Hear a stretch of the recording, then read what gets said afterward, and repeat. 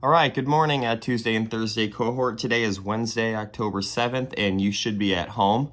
And I want to go over your assignment that you're going to work on today. Now, all you're going to need is a blank sheet of paper, a pencil, and a ruler. And if you don't have a ruler yet, you can use any old straight edge.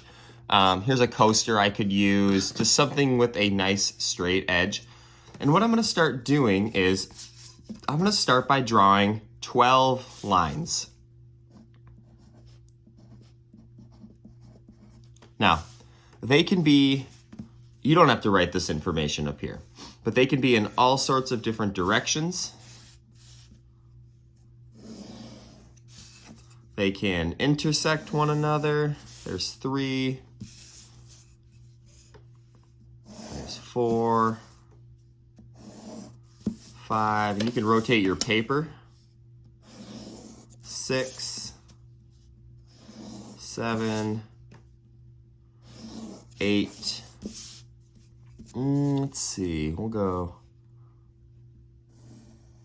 9, 10. Let's break up this big space here. 11, and then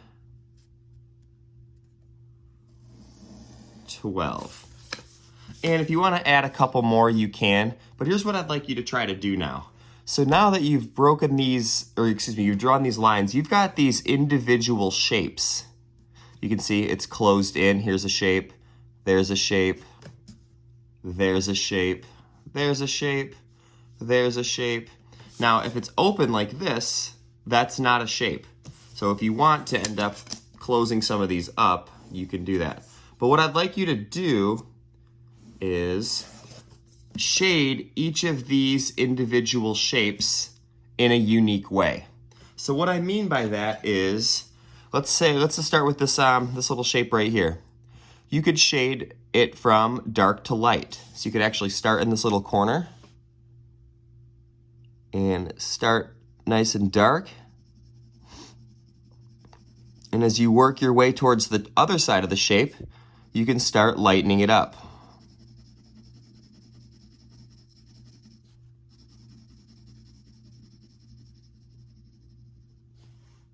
See how it goes from dark to light? I'm going to probably need to go over it once or twice.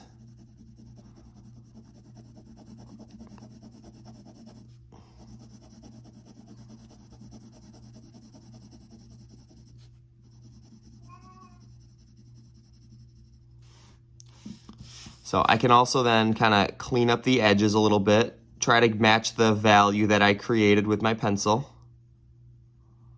And if you do go out of the lines, erase it.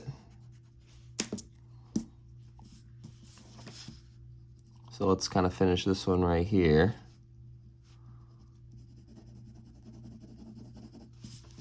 So there we go. Now, what I want you to try to do is I want you to try to fill in at least 10 shapes with fill. And that's what a fill is. So I could move to this one. Now, I don't want to make all these go in the same direction. So for this one up here, I could start in this corner and go dark. And it's going to take a little bit of practice.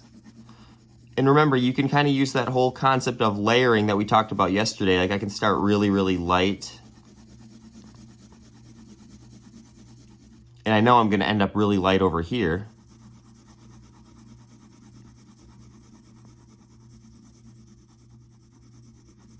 Then I can go back over it where I want it darker and kind of start layering that up a little bit.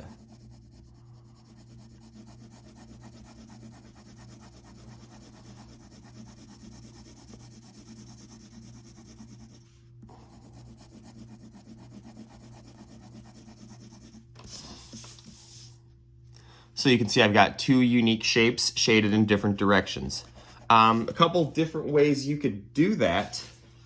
If you look back on your notes from yesterday, you could use any of these techniques that we practiced, the light to dark, dark to light, light to dark to light, dark to light to dark, shade at different angles, because you don't want like 2 dark spots like touching each other. So this is gonna kind of be an interesting idea. And I want you to try to fill in, 10 shapes.